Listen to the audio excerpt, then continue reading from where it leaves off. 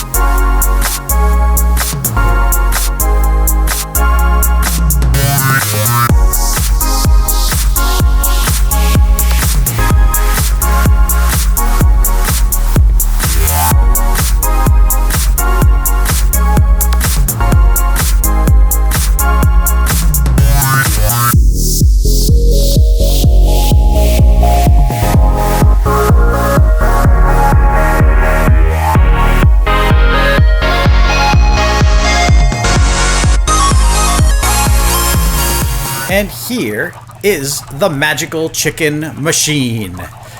As you can see, I have massive amounts of chickens, both in the top and in the bottom here. And the way this machine works, in case you have never seen anything like this before, is I've got a bunch of chickens sitting up there on hoppers. And those chickens are going to be laying eggs, and those eggs are going to be filtered down through hoppers into a dispenser. And the dispenser is set up to auto-fire those eggs out. And when those eggs get fired out... Hold on a second. Oh man, that's better. Sorry, the sound was just crazy there. So the eggs get fired out, and one of two things is going to happen. Either the egg is going to break, or a baby chicken is going to be hatched. The baby chickens will just stack up like crazy in this little space here, because baby chickens don't die to entity cramming the same way that adult chickens do. So when a new baby chicken spawns in, just like that, what happens is that the adults will actually die. And when the adults die, they drop their drops, and so I end up with a bunch of things in here. I do end up with a couple eggs that don't break, or eggs that are actually laid by the adult chickens that are actually in this spot right here. But I also end up with a lot of feathers, which is fantastic. Love me some feathers. I don't know what I'm going to do with all these feathers yet. Maybe there's a villager trade that I can exploit with all these feathers. But it also gives me raw chicken. Let me actually take these eggs for a second. What I've been doing with these eggs is just sticking them back into this dispenser over here, or hopper, which feeds them back into the dispenser, and the dispenser just continues to fire them back in there. So it's kind of a constant recycling process of eggs. Let's see, there's another one. Get that one back in there as well. But then the raw chicken, well, that comes over to these guys right here. And let me pick a guy that is very low. He's a novice. He's an apprentice. He's an apprentice, so I guess I better trade with the novice, get him up a little bit. I can trade raw chicken to these guys for emeralds and increase the amount of stuff that they give me. And now he's an apprentice too. So that's cool. So now I have yet another source of emeralds. One of the other things that I have been doing between episodes is harvesting trees. Harvesting these birch trees, harvesting some spruce and dark oak, and oak on the far side of the forest. Most specifically, I've been doing the birch and the oak, and you can see that I actually have all these flowers around my trees.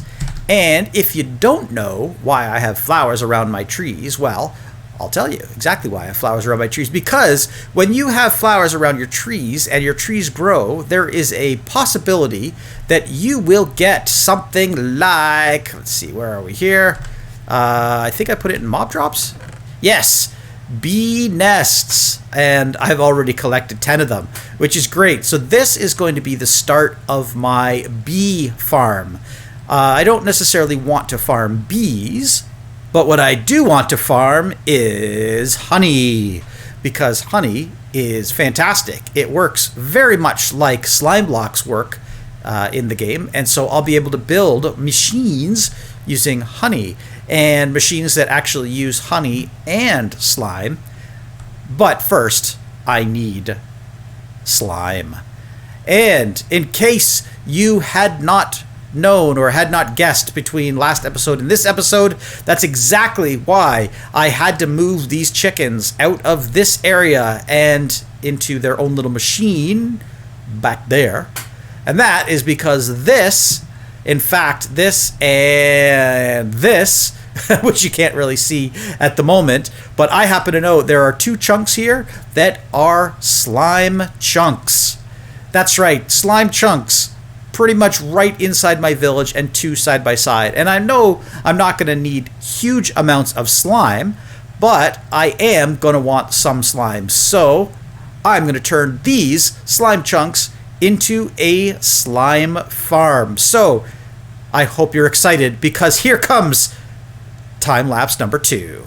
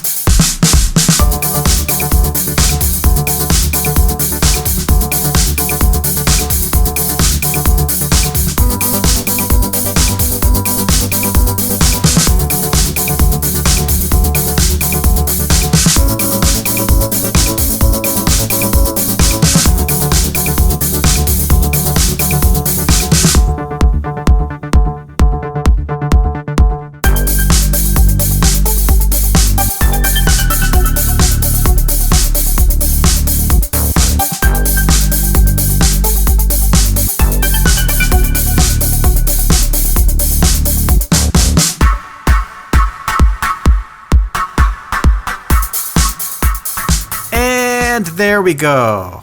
I have created one of the greatest and coolest farms in all of Minecraft, and that is the slime farm. Of course, it is completely hidden. You can't see it because it is very far underground, and I've even created kind of a secret way to get in and out of the farm. So let's see if I can do this in third person. I have no idea how this is going to look. Let's try it. Ooh-wah. There we go. And then I'll come out of this little area and, oh, there we go. A little bit better. Let me switch back into first person. So, the way this farm works, pretty cool. I've got magma blocks here that the slimes are going to die upon. And they're actually, well, first of all, they're going to spawn up here. So let me break in here just so you can get a quick indication of how this works. Pretty cool. Got my Frostwalker boots on, so I should be okay.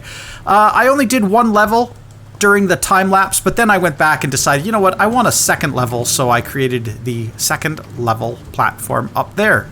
These two chunks are slime chunks, and if I do this, you can actually see the chunk boundaries. So exactly where these two chunks are is where I have the spawning platforms, and there's exactly 3 blocks between these levels, so I'm not using slabs or anything like that. I know this could be slightly more efficient, especially if I went up even more layers, but the reality is I just don't need that much slime. I mean, I'm gonna need slime for sure for several projects, but I don't need, you know, ungodly amounts of slime. So this should give me just enough slime. I don't know if you noticed, but I also have iron golems on the sides to attract those guys. However, I did actually change the design a little bit. I'm not sure if you could actually tell what I was doing in the time lapse, but this side and the way the hoppers work is a little bit different than this side and the way the hoppers work.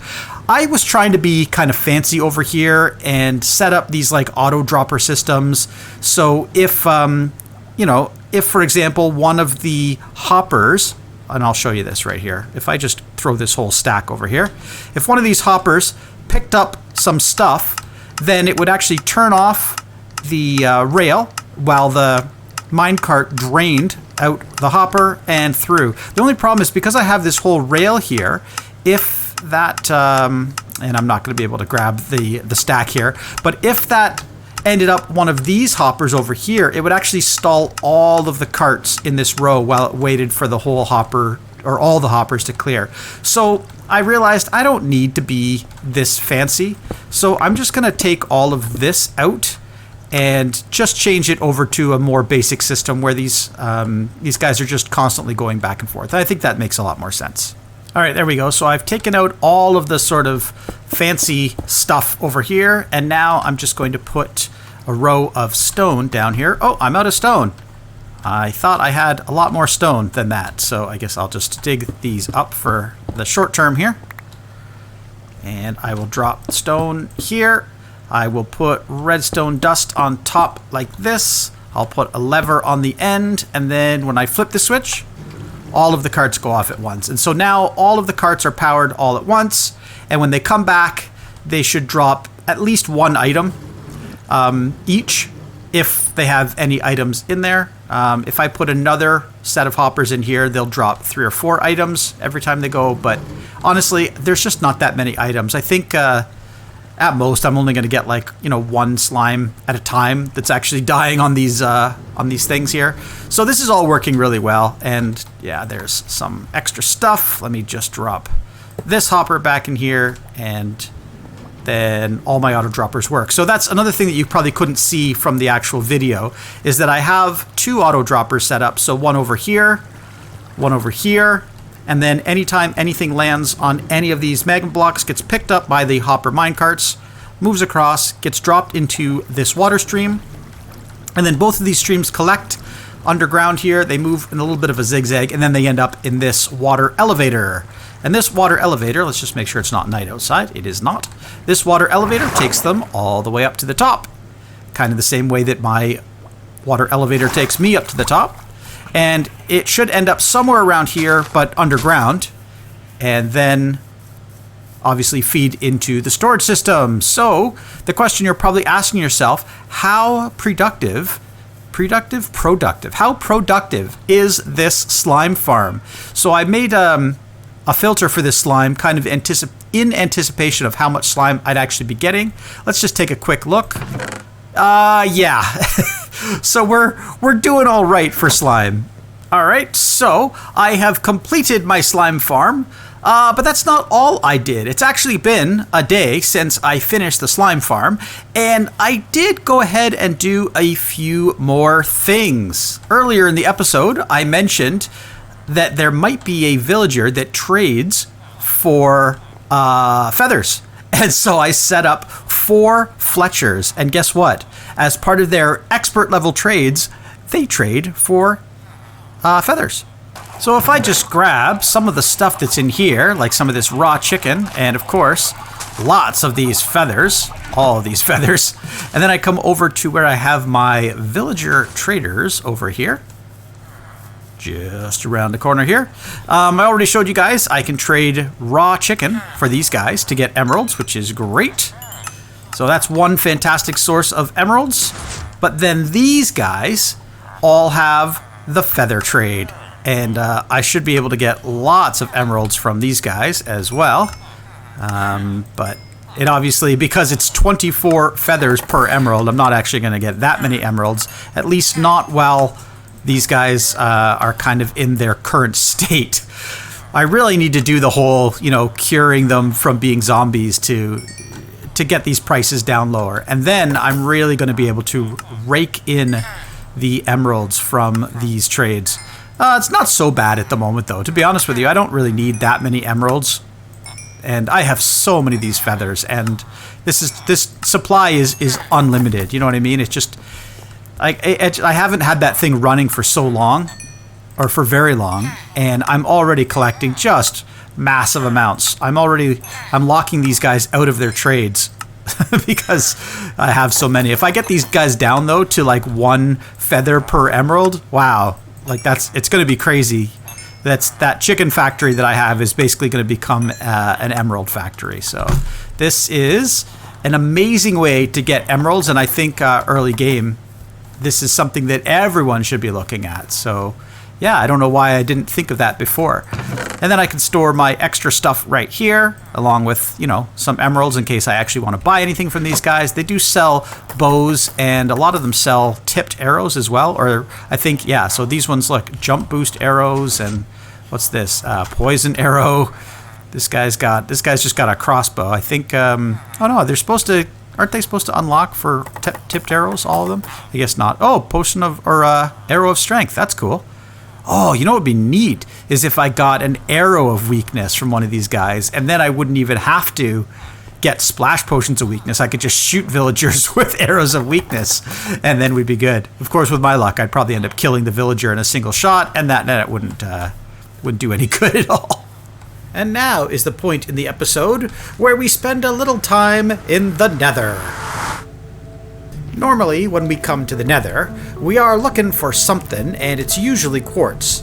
Today is no exception, except that we're not looking for quartz. We're looking for gold ore. I need a bunch of gold for a project that I'm working on. Specifically, I need it for powered rails. And I have calculated that I require 60 pieces of gold. So that's what I'm going to be collecting. And hopefully I don't die in the process.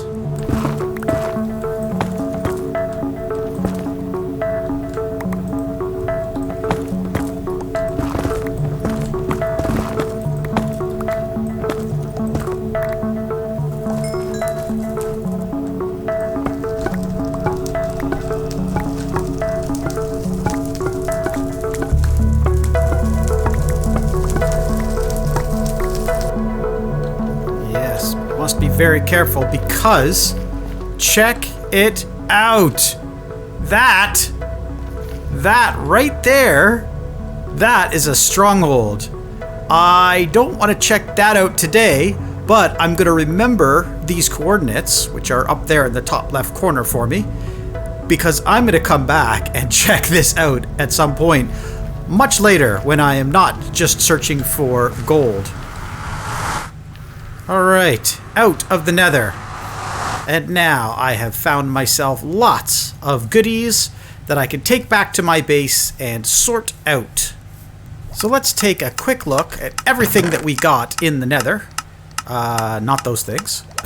But we're going to use this chest to sort it all out. So a little bit of gunpowder, lots of netherrack. Not like I really need the netherrack, but it's there. Lots of quartz. So quartz was one of the things I was not looking for, but you never go to the nether without grabbing some quartz when you find it, because this stuff is infinitely handy, especially if you want to build redstone contraptions. A little bit of soul sand and soul soil. Apparently I only got one piece of each. Some bone blocks, some actual bones, some red mushrooms, why am I want to call this red? It's just magma. Magma blocks. They're not red, they're orange. And then gold. And I wanted to get 60 gold minimum because that was everything that I need for my upcoming project. But I got more than that, so that's great.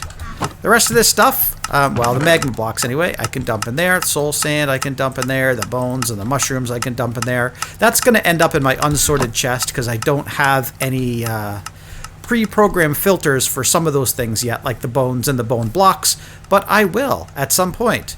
So that should complete this list, which I didn't even show you guys on camera before. I needed 3 stacks of cobblestone, went mining, got that. I needed a stack of levers. That was actually one of the things that I needed for the cobblestone for, and I did that. And then I needed 60 gold, so I have that. And so now I have everything I need for the next big project in this chest right here. As soon as that gold is finished smelting, I'll be able to get myself more powered rails, and then all of this stuff is going to move way over there somewhere, because I have a cool project to do. But that fancy project is going to have to wait until the next episode, because we are almost out of time. And as the sun goes down on my glorious ice rink at the top of the mountain here, I will do what I always do, and thank you guys so much for watching my videos. I really appreciate everybody who's watching the videos, and if you really liked what you saw today, please click that like button and show me your support. And if you really liked it and you want to see more great content like this, please consider clicking that subscribe button as well. I love new subscribers on YouTube. I see them and it makes me so happy. But right now I have to sleep before I die due to mobs, so I'm going to say goodnight. So have yourself a fantastic day, and I'll see you in the next episode.